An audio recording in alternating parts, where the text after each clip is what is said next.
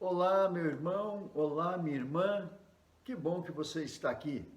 Que bom que estamos juntos, estudando a santa palavra do nosso Deus. E nós vamos estudar hoje em Filipenses capítulo 4, nos versos 4 a 8.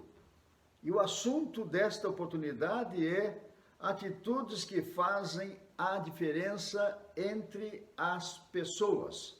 A minha atitude, a sua atitude, temos nós feito diferença na sociedade onde nós vivemos? Temos passado dias difíceis, mas nós buscamos ter, ao final de tudo, uma vitória digna de um verdadeiro cristão, daquele crente que confia na palavra do Senhor e busca cumprir e viver a palavra do Senhor em nossas vidas. E nós buscamos esta vitória procurando ter algumas atitudes que possam fazer essa diferença. É buscar e guardar atitudes que, na verdade, são virtudes para prosseguirmos a nossa caminhada terrena. A primeira virtude que nós queremos estudar é sobre alegria. Precisamos ter uma atitude que reflita alegria no nosso viver. Estive lendo nessa semana sobre alguns pensamentos importantes que surgem em meio às crises. E uma muito importante que eu li ontem foi: decida-se pela alegria e as outras decisões ficarão mais fáceis. Decida-se pela alegria. Você pode escolher ter uma vida de alegria constantemente, permanentemente, mas é uma decisão sua. Assim como você pode ficar cabisbaixo, aborrecido, de briga com todos e de mal com todo mundo. Nós não podemos obrigar, na verdade, uma pessoa a ser feliz. Não podemos. Como é que a gente pode forçar uma pessoa dizendo: olha, eu exijo, eu quero que você seja alegre, que extravase alegria?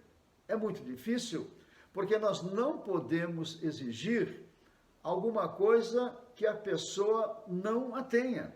É muito difícil. Produzir alegria sem ter alegria é impossível. É como nós buscarmos uma pessoa fraca, doente, e pedir que essa pessoa carregue um fardo muito pesado por muitos metros. Ela não vai conseguir. É alguma coisa que nós podemos buscar e exigir, mas essa pessoa não pode corresponder porque ela não tem forças para isso. Nós vamos ler agora o primeiro versículo da passagem que nós, no início desta palavra, nós falamos a você, Filipenses capítulo 4, no verso 4. Olha só o que diz o apóstolo Paulo: alegrai-vos sempre no Senhor, outra vez vos digo, alegrai-vos.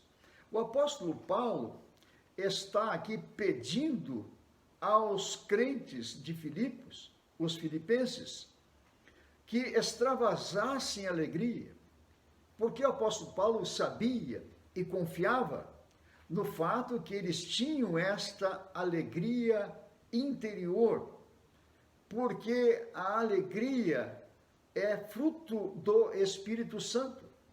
E todo aquele que tem o Espírito Santo na sua vida tem esta alegria interior.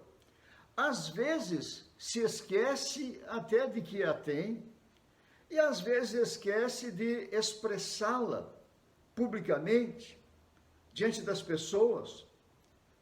E ele vai perceber que quando ele extravasa, expressa esta alegria, coisas tremendas acontecem no meio das pessoas. Como é bom viver com uma pessoa que tem alegria. Como é bom conviver com pessoas que têm alegria. O contrário já é muito difícil de se conviver. E você não vai tentar, não vai conseguir fazer com que a pessoa seja alegre sem que ela tenha essa alegria interior. Essa alegria, ela não vem de acontecimentos externos.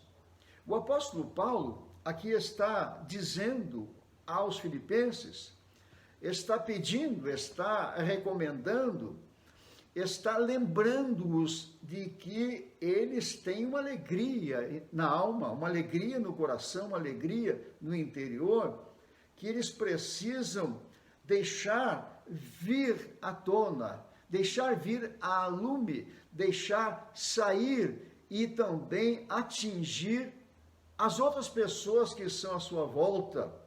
Eles sofriam perseguição nesse tempo. E geralmente, quando a pessoa está passando por momentos difíceis, pandemia, como nós estamos passando, ameaça de desemprego, a economia, a crise política, tantas coisas que o mundo todo está vivendo nesse atual momento, acontece que nós nos esquecemos da alegria que nós temos em nossas vidas. Há uma alegria que pulsa, há uma alegria latente, há uma alegria no nosso interior, ela é real, ela é verdadeira e nós precisamos expressá-la. Nós precisamos tornar conhecidas às pessoas essa alegria que está em nós. Quando o apóstolo Paulo pede, então, para que eles viessem e saíssem daquela condição de tristeza e preocupação, agora para expressar e viver intensamente a alegria que eles já tinham. Não era uma forma de buscar uma alegria, ou tentar pensar na possibilidade de uma alegria, ou criar condições para a alegria. Não, já estava com eles. Precisava então sair e irradiar muitas pessoas com esta alegria. O apóstolo Paulo podia fazer isso, sabe por quê? Porque o apóstolo Paulo, nesse momento, ele estava preso. E ele tinha a companhia de um soldado junto a ele 24 horas por dia. Imagine você, se você estivesse preso e tivesse um soldado 24 horas por dia vigiando seus passos, olhando para você com um olhar de que não concorda nada com o que você faz. Aquele olhar de quem está dizendo, eu tenho que estar aqui, eu tenho que trabalhar por sua causa. Mas nada disso tirava a alegria do apóstolo Paulo. Ele pedia aos filipenses, sejam alegres, alegrai-vos sempre. Ele está dizendo, alegrai-vos sempre. E eu repito mais uma vez, reiterando esta verdade, alegrai-vos no Senhor. Por isso, seja alegre, expresse alegria. Você tem o Espírito Santo na sua vida, você já está resolvido com Deus. A sua condição espiritual, ela é viva, ela é real, ela é verdadeira. Não se esqueça de deixar a sua alegria sair e que você possa fazer diferença na sociedade onde você vive. A segunda atitude que nós precisamos ter é uma atitude que possa refletir moderação. Moderação. Moderação quer dizer autocontrole. É aquela pessoa que tem a condição de olhar para si mesmo, e a palavra já diz autocontrole, ele controlar a si mesmo, porque ele não pode ser uma pessoa que vai polarizar todas as coisas. Moderação quer dizer que nós devemos saber caminhar aqui no meio das circunstâncias, transitando no meio das circunstâncias sem polarizar, ou seja, nós temos uma atitude equilibrada, uma atitude estável. E por falar em polarização, nós não podemos um dia estar no Polo Sul, outro dia no Polo Norte. Ou seja, eu não posso ser 8 ou 80, como muitos dizem. Não, o homem sábio é um homem moderado. E o testemunho do cristão precisa ter uma boa dose de moderação na sua vida. Lá em Gálatas, nós podemos ver que o Senhor nos diz que a moderação, o equilíbrio, o autocontrole é fruto do Espírito Santo.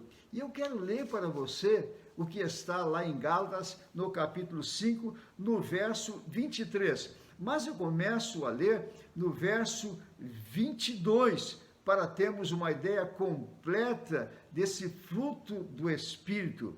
Diz assim a palavra do Senhor: mas o fruto do Espírito é o amor, a alegria, nós já vimos a alegria agora, a paz, a longanimidade e benignidade, a bondade, a fidelidade. E agora, o verso 23 nos diz: a mansidão, o domínio próprio. Contra essas coisas não há lei. A mansidão, o domínio próprio, o autocontrole. Isto não vem de fora. Isto está dentro de nós. E nós precisamos buscar ter esta atitude na nossa vida. Diz a palavra do Senhor também, na carta de Timóteo, na segunda carta de Timóteo, no capítulo 1, no verso 7. Deus não nos deu o espírito de covardia, mas de poder, de amor e de moderação. Moderação. Olha como é importante a palavra do Senhor nos chamando a atenção para termos, então, autocontrole em todas as coisas. Perceba que moderação, que a mansidão não quer dizer covardia. A palavra está nos dizendo aqui, Deus não nos deu, não, o espírito de covardia, não nos deu o espírito de temor. Ele nos deu, sim, o espírito de poder, de amor e de moderação. Como é importante vivemos esta vida em meio à sociedade, sendo homens e mulheres com moderação. Eu quero ler para você aqui no livro que fala a respeito do Pai Nosso, e quando fala o capítulo aqui a respeito de que o nosso Pai Celestial, o nosso Deus, cuida de nós, e por isso nós podemos afastar do nosso coração, então, todo tipo de ansiedade. Diz aqui o autor desconhecido acerca de uma conversa imaginária, hipotética, de dois pássaros. Diz assim: disse o pintacilgo ao pardal: gostaria muito de saber por que os homens são tão preocupados, inquietos e aflitos. Respondeu o pardal: meu amigo, eu creio que deve ser porque eles não têm um pai como nós, que cuida bem de mim e de você.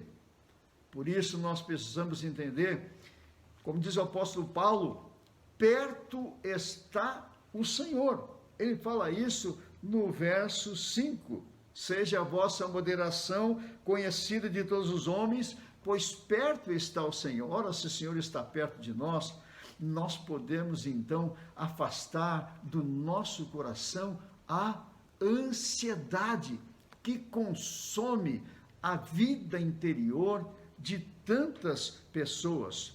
O verso 6 diz assim, eu vou ler para você: não andeis ansiosos por coisa alguma, antes em tudo sejam conhecidas os vossos pedidos, diz a palavra do Senhor. em tudo sejam conhecidos os vossos pedidos. Em tudo sejam conhecidos. Vamos falar para Deus o que nós temos no nosso coração, aquelas coisas que começam a se transformar em ansiedade, em preocupação, vamos levar diante do nosso Deus. Diz a palavra, por coisa alguma, nada é tão grande que o nosso Deus não possa, pelo seu poder, resolver. E nada é tão pequeno que o nosso Deus não se importe. Por isso, nós precisamos levar tudo ao Senhor e tirar do coração a nossa ansiedade.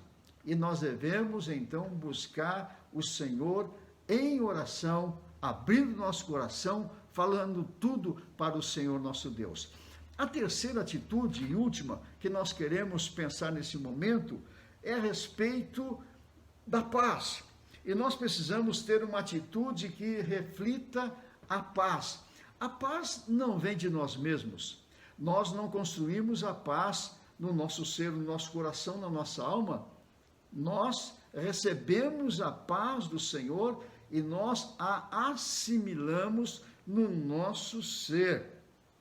Ela excede todo entendimento, por isso ela é insondável. A paz é incompreensível ao entendimento humano, porque ela pode existir até mesmo em circunstâncias em que, ao nosso ver, então, ela não tem razão de ser. Por exemplo, em meio a circunstâncias difíceis dessa pandemia, a paz de Deus, ela nos encontra, ela atinge a nossa vida, ela nos envolve completamente e, apesar de tudo, nós ficamos tranquilos e o nosso coração está em paz, apesar de todas as coisas. Ela é incompreensível porque o mundo não pode entender, as pessoas não entendem, está tudo uma confusão, o chão está sumindo e você tem paz no coração? Sim, nós podemos descansar. Ela é incompreensível por isto, ela toma conta do nosso coração. Por isso, não vamos deixar que os problemas, que as crises, que os comentários venham envolver a nossa mente a ponto da gente tirar a nossa paz, deixar ela sair da nossa vida. Vamos ficar envolvidos pela paz de Deus no nosso coração. Eu quero ler, para encerrar, um versículo que nos mostra que nós podemos tomar conta daquilo que entra na nossa mente e também daquilo que vai ficar na nossa mente. O versículo 8 diz assim: quanto ao mais, irmãos, tudo que é verdadeiro, tudo que é puro, tudo que é amável, tudo que é de boa fama, se há nisso alguma virtude e se há algum louvor, nisso pensai. Isso quer dizer que nós é quem decidimos o que vai entrar e aquilo que vai ficar na nossa mente. Os nossos pensamentos. Se nós pensarmos em coisas boas, nós teremos paz no nosso coração. Se nós nos deixarmos levar por notícias tristes, que abalam o ser humano, nós vamos perdendo essa paz, porque nós vamos deixar ela escapar, ela fugir do nosso ser.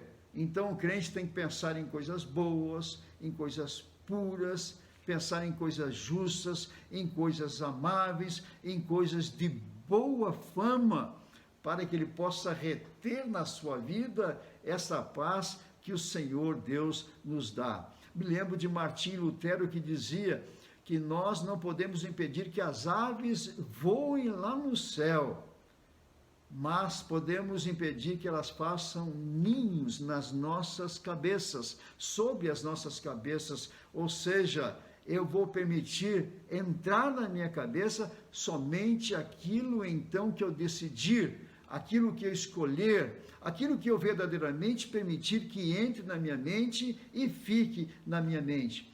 Por isso, vamos expressar sempre uma atitude de alegria, uma atitude de moderação e também de paz para o convívio social, para o convívio familiar. Vamos viver assim e o Senhor vai nos abençoar. Que Deus abençoe você, que Deus possa dar a você entendimento da sua palavra e que você possa viver a palavra com todo entendimento, com todo o seu coração.